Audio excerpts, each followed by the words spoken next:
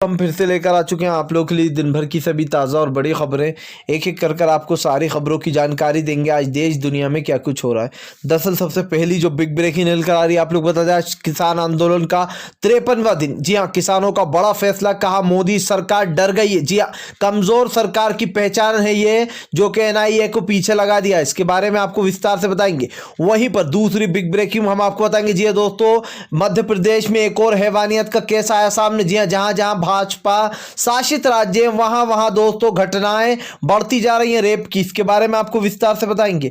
वहीं पर अगली बिग ब्रेकिंग हम आपको बताएंगे। जी हाँ, 26 जनवरी के दिन निकलेगी ऐतिहासिक, जी हाँ ऐतिहासिक ट्रैक्टर मार्च। दरअसल दोस्तों लाखों की तादाद में जो ट्रैक्टर है वो दिल्ली की तरफ कुंज कर रहे हैं। जी आप लोग बता दें कई जगहों से ट्रैक्टर निकल चुके हैं। इसके बारे में आपको विस्तार से बताएंगे। वहीं पर अगली बिग ब्रेकिंग में हम आपको बताएंगे। जी हाँ दरअसल दोस्तों आप लोग बता दें मोदी सरकार के खिलाफ एक और बड़ा केस आया सामने। जी दरअसल आप लोग बताएं जिस तरीके से मोदी सरकार किसानों के साथ व्यवहार कर रही है उसको लेकर अब आप लोग बता दें बाहर देशों ने आवाज उठाना शुरू कर दिया। जी हाँ, आप लोग बता दें एक बार फिर से अमेरिका ने आपत्ति जताई है।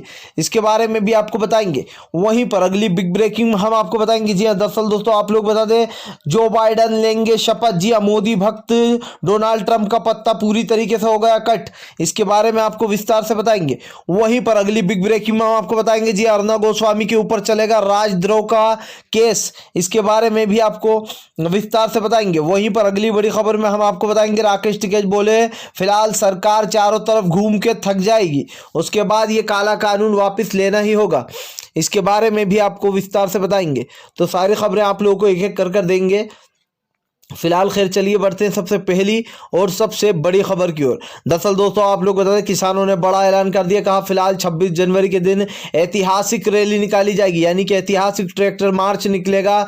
कई राज्यों से दोस्तों लाखों की तादाद में ट्रैक्टर निकल चुके हैं और हर घर से एक ट्रैक्टर आ रहा है। आप लोग बता दें बताया यहाँ पर मंजीत मान ने बताया कि किस तरीके से जो यहाँ पर मंजीत सिंह रॉय ने कहा कि फिलहाल ट्रैक्टर मार्च निकलेगा और वो भी काफी लंबा। जी हाँ, जब मंजीत रॉय से पूछा गया कि किसानों के पीछे एनआई को लगा दिया गया है मोदी सरकार द्वारा, इसके बारे में आप क्या कहेंगे, तो मंजीत सिंह रॉय ने कहा कि फिलहाल सरकार कमजोर है। जी हाँ, सरकार डर चुकी है और ये सरकार कमजोर है। ये कोई एनआईए का किस्सा नहीं है, ये सिर्फ मोदी सरकार अपनी तानाशाही दिखा रही है क्योंकि वो किसानों को हटा नहीं पाई। तो अब उसने ये तरीका ढूंढ लिया है कि एनआईए को पीछे लगा दिया जाए और जो फंडिंग वाला जो मामला है देशद्रोह का, उसमें जो लोगों को अब घसीटा जाए।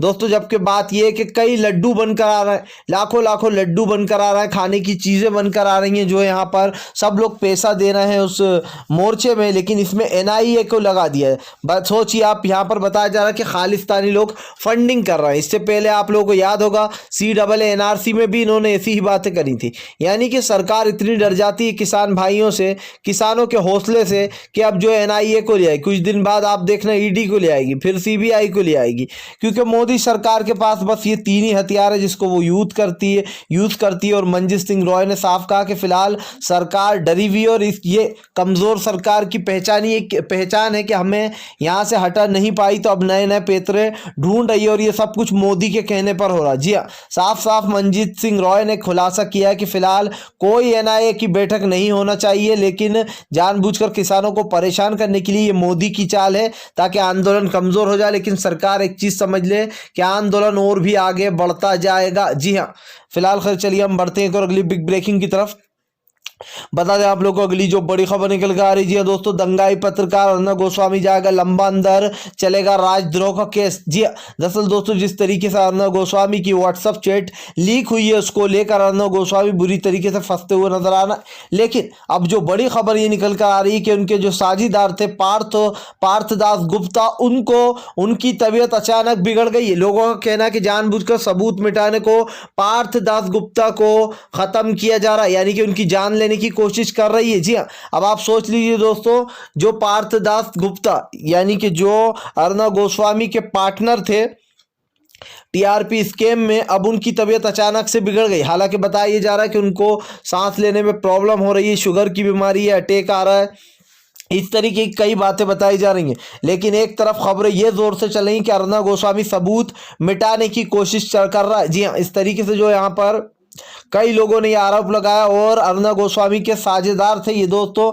जब वो सब बातें हुई थी, जो चैट लीक हुई है उसमें पार्थ दास गुप्ता का नाम सबसे ऊपर है, क्योंकि अर्णब गोस्वामी और इन दोनों के ही बीच में बात हुई थी। जो गलवान घाटी वाला जो किस्सा हुआ था, 40 लोगों की जान गई थी, उस वाले मामले में, या फिर जो गृह मंत्री अमित शाह की बात हो, पीएमओ तक शामिल थे उसमें, उस चैट में। तो आप सोच लीजिए कि क्या कुछ चल रहा था और कैसे घोटाले चल रहा है। जब भी तो अर्णब गोस्वामी खास बना हुआ बैठा है बीजेपी का फिलहाल।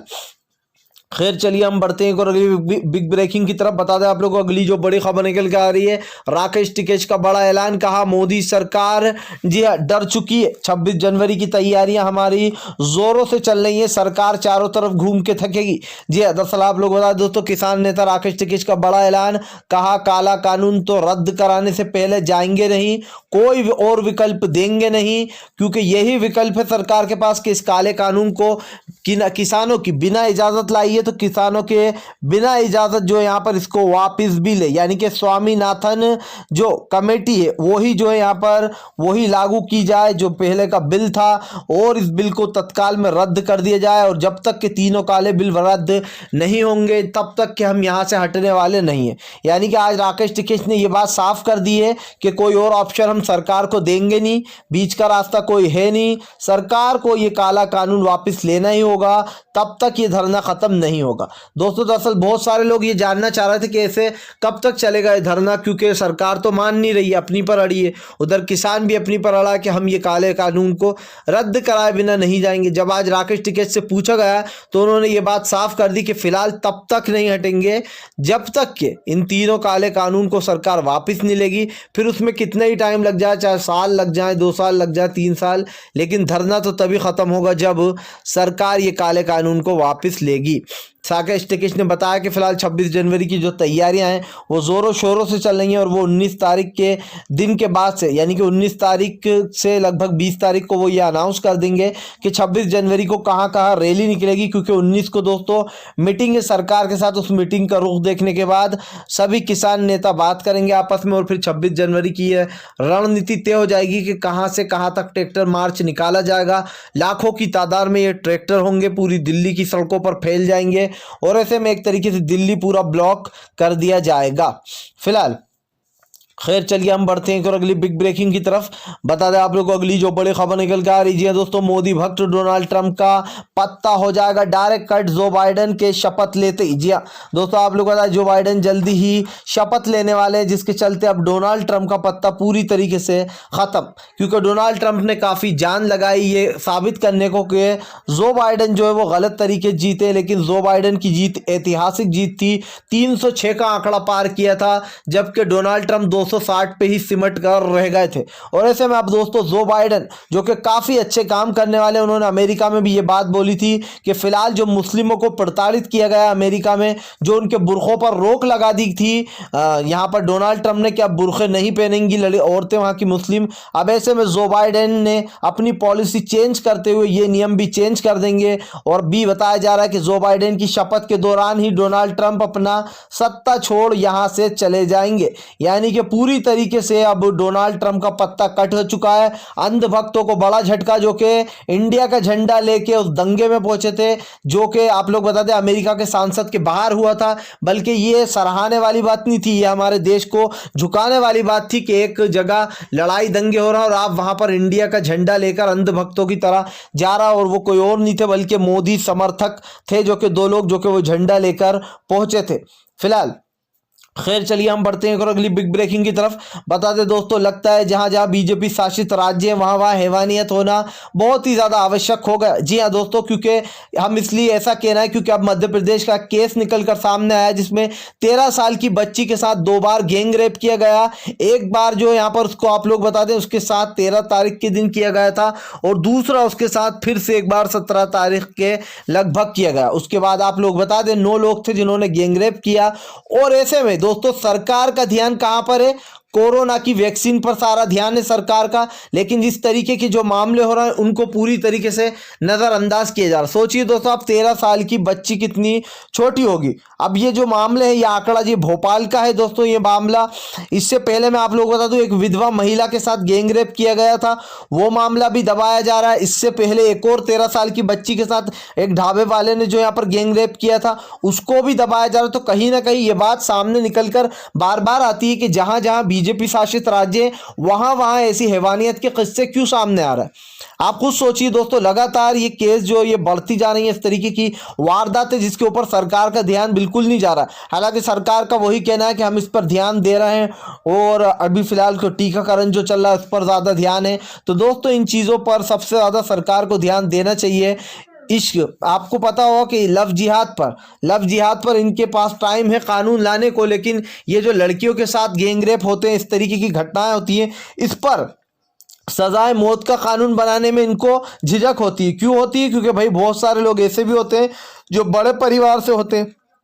जी हाँ, और हो सकता है इनको आगे वोट ना मिले अगर ऐसा कानून लिया तो सोचिए, जिस चीज़ पर कानून बनना चाहिए महिलाओं की सेफ्टी के ऊपर, उस पर तो बात होती नहीं है, लेकिन जो फालतू के मुद्दे हिंदू मुसलमान के, उन चीज़ों पर ज़ोरों शोरों से बातचीत होती है। फिलहाल अगर आप भी शांतिपूर्ण ढंग से पीएम की इन सभी गलत नीतियों का दिल से विरोध करते हो और आपको लगता है ये सरकार एक बस तानाशाह सरकार है, इसको तत्काल में अपना इस्तीफा दे ही देना चाहिए, तो इस वीडियो को ज़्यादा से ज़्यादा शेयर कीजिए, लाइक कीजिए, और अगर आप हमारे चैनल पर पहली बार आए हैं तो सब्सक्राइब करने के साथ साथ पास में एक घंटी आएगी यानी कि बेल आइकन, उसको ज़रूर दबाएं ताकि हमारे हर वीडियो की अपडेट आपको मिल पाए।